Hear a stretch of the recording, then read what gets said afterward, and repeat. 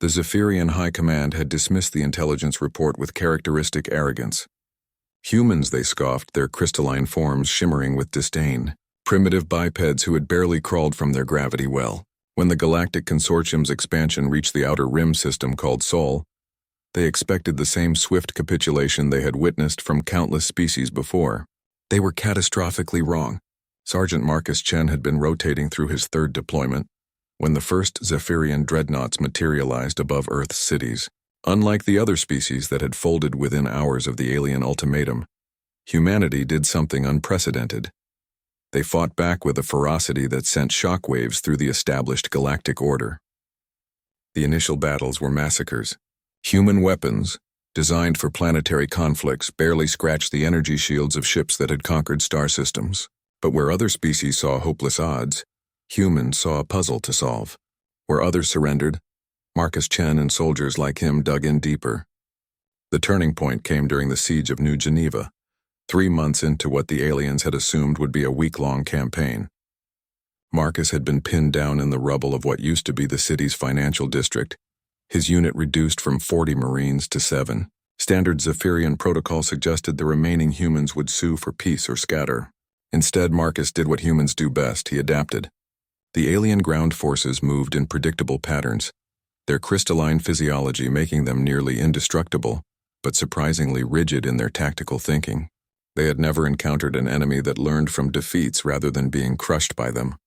Marcus spent 17 hours observing their movements, noting how they communicated through harmonic frequencies, how their formations prioritized efficiency over adaptability. When he struck, it wasn't with overwhelming firepower, it was with imagination. Using salvaged mining explosives and the city's old pneumatic delivery system, Marcus turned New Geneva's infrastructure into a weapon.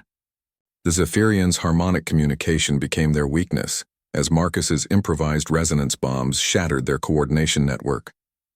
In 6 hours, 7 humans eliminated an occupation force of 300 aliens.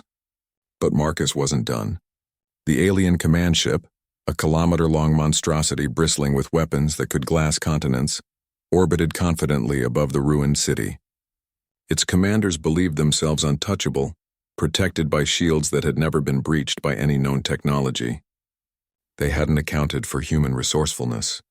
Marcus didn't try to break the shields, he bypassed them entirely. Using a combination of stolen alien transport codes and Earth's orbital debris field, he turned the solar system's space junk into a delivery system. Hidden among the detritus of humanity's early space exploration, a single maintenance pod drifted toward the command ship's hangar bay. Inside that pod, Marcus Chen carried something no Zephyrian strategist had ever conceived of: nuclear explosives wrapped in a human's absolute refusal to accept defeat. The explosion that followed didn't just destroy the command ship. It sent a message that rippled across faster-than-light communication networks to every corner of the galaxy. Humanity wasn't just another species to be catalogued and conquered. They were something entirely different, something that preferred death to submission and found victory in impossible circumstances. Within days, Marcus's name was being whispered in alien command centers with a mixture of awe and terror.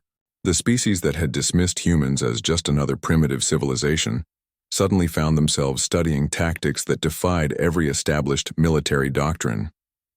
How do you fight an enemy that turns their own infrastructure into weapons?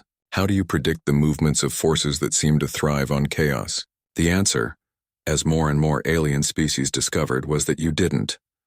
Word spread of the human who had single-handedly crippled the Zephyrian advance. But it wasn't just Marcus. Similar stories emerged from every human colony, every battlefield where Earth's children made their stand.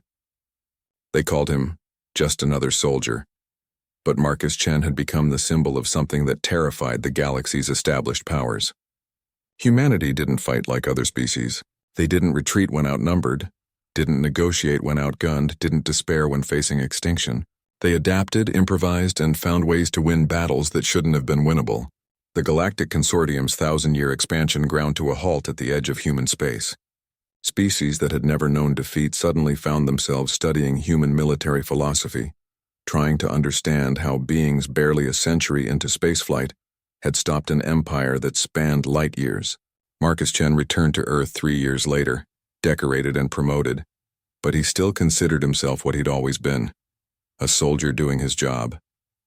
The aliens who monitored human communications couldn't understand this modesty. In their cultures, such achievements would have elevated him to godhood. But that was exactly what made humans so dangerous. They didn't fight for glory or conquest. They fought because that's what humans did when threatened. And Marcus Chen, the soldier who had become the galaxy's nightmare, was just one of billions of humans who shared that same terrifying determination. The galaxy had learned a new word from Earth's ancient languages, humanity, and it would never again make the mistake of underestimating what that word truly meant.